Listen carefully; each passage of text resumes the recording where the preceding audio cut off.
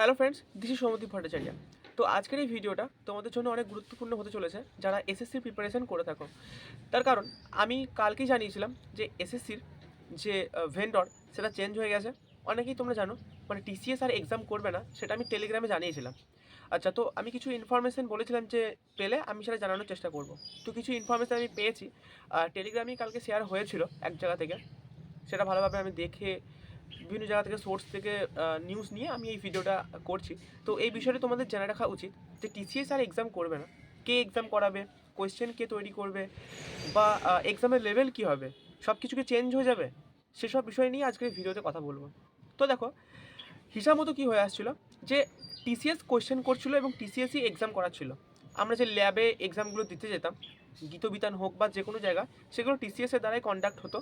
হয় টিসিএসের নিজের ল্যাব হতো, না হলে টিসিএস কারোর সাথে সেটাকে শেয়ার করতো, কোনো কিছুভাবে করতো।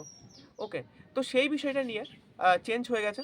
আচ্ছা, তো যেগুলো আমি বলবো সেগুলো এখনও পর্যন্ত কিন্তু কোনো রকমের কনফার্মেশন হয়নি। ওকে, মানে কি হচ্ছে না, বিডিং হবে, সেই বিডিংয়ের দ্বারা সিলেক্ট হবে যে কোন কোম্পানি আসবে, বাট সেখানে টিসিএস কিন্তু নেই। ওকে, এবার বলি যে আগে যেটা হচ্ছিল, কোশ্চেন এক্সাম সেন্টার সব টিসিএস করছিল, এটা এখন চেঞ্জ হয়ে যাচ্ছে। এক্সাম সেন্টার বা আমরা যে ফরম্যাটে এক্সামগুলো দিতাম, যে কোশ্চেনটা কীভাবে আসতো, কোথায় কোশ্চেন থাকতো, কোথায় আনসার থাকতো, মানে এক্সাম হলে, সেই বিষয়টা তো সফটওয়্যার একটা কেউ একটা প্রোভাইড করতো, সেটা এসএসসি করতো, মানে সরি টিসিএস করতো। বাট এই বিষয়টা পুরোটা চেঞ্জ হয়ে যাচ্ছে, মানে সফটওয়্যার অন্যজন প্রোভাইড করবে, কোশ্চেন অন্যজন তৈরি করবে এবং এক্সাম সেন্টার অন্যজন দেবে। এবার তার জন্য বিডিং হচ্ছে, সেই বিডিংয়ে 2-3টে কোম্পানিকে সিলেক্ট করা হয়েছে, তাদেরকে ফাইনালাইজ করা হবে।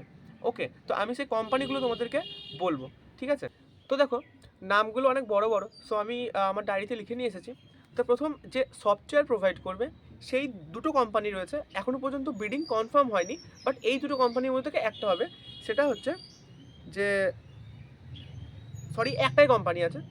আচ্ছা, কিউবাসন কনসালটেন্ট প্রাইভেট লিমিটেড, ঠিক আছে? এই ধরনের নাম, কিউবাসন কনসাল্টিং প্রাইভেট লিমিটেড, এরকম নাম, যে সফটওয়্যারটা প্রোভাইড করবে।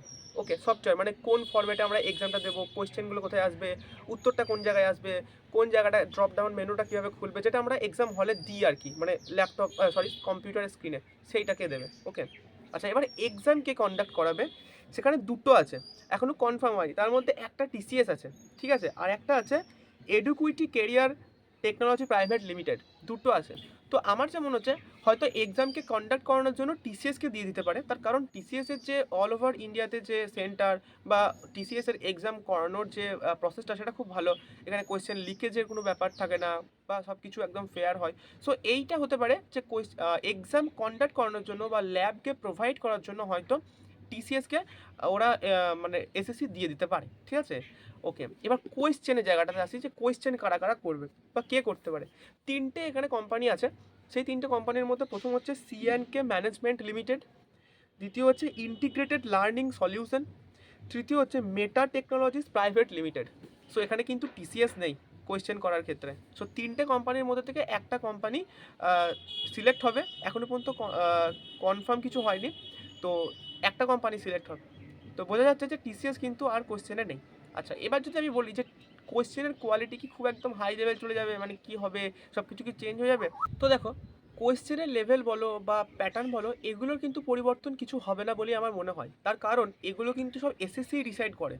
যা কিছু পরিবর্তন হচ্ছে, কোয়েশ্চেন লেভেল কেমন হবে বা প্যাটার্ন কী হবে, এগুলো সব এসএসসি ডিসাইড করে। এগুলো কিন্তু কোনো রকমের এই টিসিএস বলো বা এই সমস্ত কোম্পানিগুলো ডিসাইড করবে না। তো এসএসসি কিন্তু অলরেডি ডিসাইড করে দিয়েছে, তো এখানে কোনো পরিবর্তন হবে না। আর কোয়েশ্চেনের লেভেল, সেটাও কিন্তু এসএসসির ইনস্ট্রাকশন দেওয়া আছে যে কোন এক্সামের জন্য কীরকম কোয়েশ্চেনের লেভেল রাখা উচিত। সেটা হায়ার সেকেন্ডারি লেভেলের জন্য কেমন হবে, গ্র্যাজুয়েশন লেভেলের জন্য কেমন হবে, বা ম্যাট্রিকুলেশনের জন্য কেমন হবে। তো কোয়েশ্চেনের লেভেল ঠিক থাকবে, এবং এসএসসি এটাও বলে দেয় যে কোন টপিক থেকে করা উচিত, সেই টপিকের সাব টপিক কি ওই রকম কোনটা থাকবে, সেগুলো সব কিন্তু এসএসসি বলে দেয়, এবং এসএসসি ভালোভাবে স্ক্রুটিনি করে তারপরেই এক্সামের কোয়েশ্চেনগুলো হয়। সো এইটা নিয়ে কোনো রকমের চাপ নেই যে কোয়েশ্চেনের লেভেল খুব একদম হাই ফাই চলে যাবে। বরং হতেও পারে যে ইজি পেতে পারো তোমরা কোয়েশ্চেন, কারণ টিসিএস তো যে জিকে কোয়েশ্চেন করতো, খুব উল্টোপাল্টা লেভেলের করতো কোয়েশ্চেন। তো যাই হোক, এটা কিন্তু ভাবার বিষয় আমাদের না। আমরা প্রিভিয়াস ইয়ারই পড়বো, প্রিভিয়াস ইয়ার পড়েই আমরা এক্সাম দিতে যাব, এর থেকে আর কিছু বেশি কিছু হবে না। সো এই বিষয়টাই আমাদেরকে মূলত ফোকাস করতে হবে। এই নিয়ে তোমরা ঘাবড়েও না, এসএসসি যেটা করছে সেটা করতে দাও, ঠিক আছে? আমাদের কাজ প্রিপারেশন করা, আমরা প্রিপারেশন করবো আর এক্সাম দিতে যাবো। সো এই ছিল ছোটো একটা স্মল ইনফরমেশন। তোমাদের কেমন লাগলো জানিও, এই ব্যাপারে তোমাদের কি মতামত সেটা জানিও। আমি যতটা জানতে পেরেছি তোমাদেরকে শেয়ার করার চেষ্টা করেছি। ওকে, থ্যাংক ইউ।